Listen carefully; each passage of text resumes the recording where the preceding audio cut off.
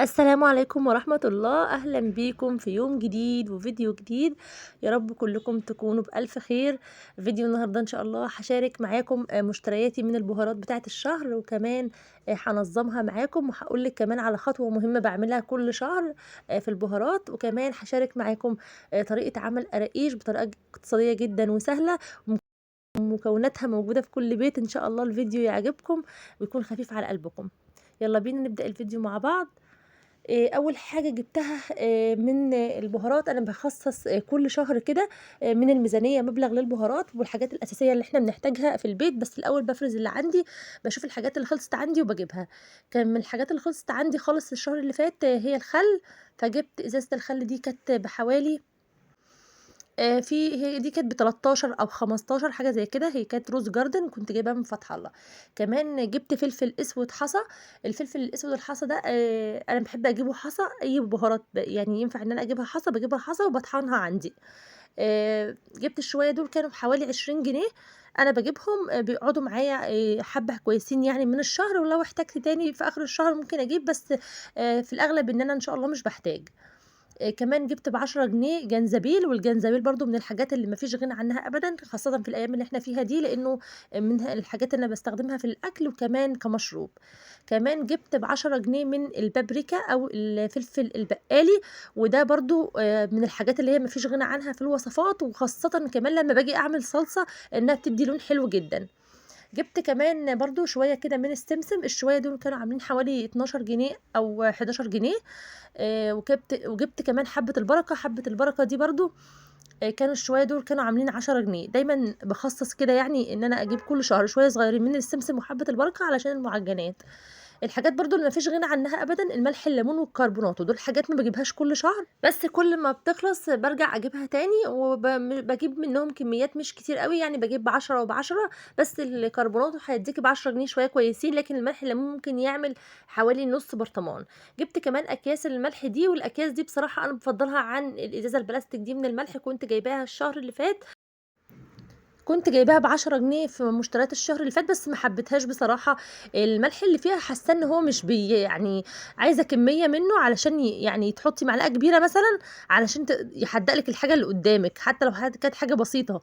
مش زي الملح بتاع الاكياس، حبيت الملح بتاع الاكياس اكتر منه بصراحة. فانا مش يعني بصراحة مش كانت اول مرة، مش اول مرة اجيبها، بس بحب بتاع الاكياس اكتر، حتى لو بعمل مخللات او حاجة. فبحس ان بتاع الاكياس بيكون احسن من العلبه اللي هي البلاستيك دي، الازازه البلاستيك دي. جبت بعد كده بقى كمان كام واحده من البيكنج باودر والفانيليا، وده كان سحلب كنت لقيته في فتح الله. جبت التمن ده، كان بحوالي كان بحوالي 14 جنيه 15 جنيه كده حاجه كده. فانا جبته علشان اجربه، جبت تمن بس قلت لو هو حلو، لان السحلب بيبقى حلو جدا، من المشروبات الحلوه جدا في الشتاء. لو هو كويس هجيب منه كمية بعد كده، بس انا قلت اما اجرب الاول، فقلت اجرب في تمن. كمان برضو من الحاجات اللي باجيبها لما بتخلص عندي، خاصة ان انا بعمل معجنات عندي في البيت، فبحب جدا اجيب الخميرة باكت كبير على بعضه، مش بحب اجيب الاكياس اللي هي الصغيرة. فالنوع ده من الخميرة ممتاز جدا، اسمه بيكر دريم. كانت العبوة دي ب31 جنيه من فتح الله. بدأت كده بقى ان انا جبت كل حاجة البهارات، برطمانات البهارات بتاعتي غسلتها كلها وصفيتها، سبتها كده تتصفى كده. طقم البهارات برضو من الحاجات اللي لازم كل شهر، هو طقم صغير كده بيلف، انا بحطه جنبي على الرخامة، فبستخدم منه على طول، لان هو العبوات بتاعته صغيرة مش كبيرة. فدايما بحب اغسله كل شهر وافضيه خالص من اي حاجة موجودة فيه، حتى لو متبقي منه اي حاجة، واغسله كويس بالمية السخنة والخل وصابون المواعين، واسيبه بقى يتصفى هو واي برطمانات بستخدمها في البهارات. سبت كده الحاجه تتصفى، وبدات بقى اجي انظم الحاجه بتاعتي. بالنسبه للبيكنج باودر والفانيليا، الحاجات دي انا بحب اشيلها كده في البوكس الصغير ده، وبحطها في التلاجة. ده لما بنكون في الصيف، لما الجو بيبرد وببقى زي الايام دي كده داخله على الشتاء، او ببقى في الشتاء بحب احط ماشي عندي في دولاب المطبخ او في درج من ادراج المطبخ، علشان ما بيبقاش فيه بقى الحر اللي احنا بنخاف منه في الجو بتاع الحر الجامد. جبت بقى هنا الفلفل، وقلت انا هطحنه. الفلفل الاسود قلت انا هطحنه، بس انا بقى لما بطحن الفلفل الاسود عايزه اقول لكم على تركايه حلوه قوي. طبعًا الفلفل الأسود عشان تجيبيه حصى فهو غِلى جدًا، فعشان تجيبيه ممكن عشان تزوّدي الكمية بتاعته تجيبي معاه ب5 جنيه بس ورق لورا اللي إحنا بنحطه في الشوربة عادي واطحنيه معاه، لو أنتِ المطحنة بتاعتِك بتطحن كويس جدًا، مطحنة الخلاط أنا المطحنة بتاعتي دي بتطحن وكل حاجة، بس برضه مش يعني الورق ما بتطحنوش بصراحة الطحن اللي هو الجيد. بس كنت جرّبت قبل كده إن أنا أطحن الورق اللورا وضِفته على الفلفل الأسود وهو مطحون، ما بيعملش أي ريحة خالص ولا أي حاجة وهيضاعف معاكِ الكمية. برضه بالنسبة للخميرة أنا باحفظها إزاي، باجيب برطمان باكون معقّماه، يعني غاسلاه بمَيّة سخنة كويس جدًا ويكون ناشف تمامًا، ما يكونش فيه أي مَيّة خالص، خالص، وتبدئي إنِّك أنتِ تضيفي فيه الخميرة وتحطيها برضه زي ما قُلت لكم لو في الحَر دايمًا بافضّل إن أنا أحطها في التلاجة، لو أنا باستخدمها على طول الجو برد خلاص باخلّيها في المطبخ عندي، والبهارات كلّها عمومًا كده، بس بالذات الخميرة أنا باخاف عليها جدًا من الحَر. بس هنا بدأت بقى إن أنا كده أملى هنا الكربوناتو وملح الليمون، برضه الاتنين دول برضه ما فيش غنى عنهم أبدًا في التنضيف في كل حاجة، بس دايمًا باحب أكتب على البرطمانات كده بعد ما أغسلها، وبالزق عليها علشان لو حد تاني استخدم يبقى عارف هو بيستخدم إيه في البرطمانات. خاصةً لو أنتِ عندِك مثلًا ولادِك مثلًا في سِن يقدروا إن هُم يخشوا المطبخ أو يعملوا حاجة بإيديهم. برضه العلب الصغيرة دي أنا سِبتها العلبتين دول أنا كنت جايباهم مع علبة كبيرة دي وكان ليهم قصة كده هابقى أحكي لكم عليها بس مش في الفيديو ده. كنت جايباهم مع علبة كبيرة شوية كده وهو كان عرض في فتح الله. العلبتين الصغيرين دول أنا مخصصاهم للسمسم وحبة البركة. أي بقى بهارات بتتبقى معايا باحطها في العلبة اللي كانت معايا علبة الحلاوة دي وباشيلها في التلاجة، ده اللي بيتبقى منها.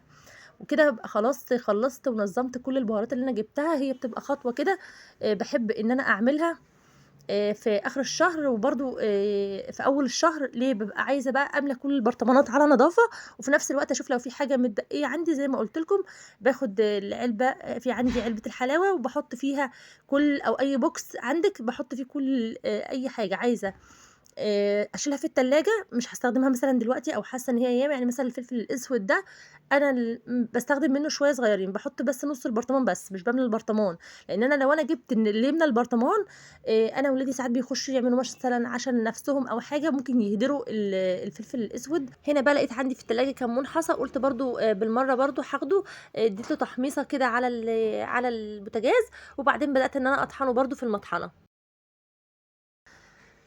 بس كده والباقي باشيله طبعًا في التلاجة وكل ما احتاج باجيب تاني. دلوقتي بقى هاشارك معاكم يا رب بس أكون شجعتكم كده باللي أنا عملته في البهارات بتاعتي وتنظيمها، يا رب إن شاء الله الفيديو يكون مشجع ليكم. كمان عايزة أشارك معاكم طريقة عمل قراقيش حلوة جدًا.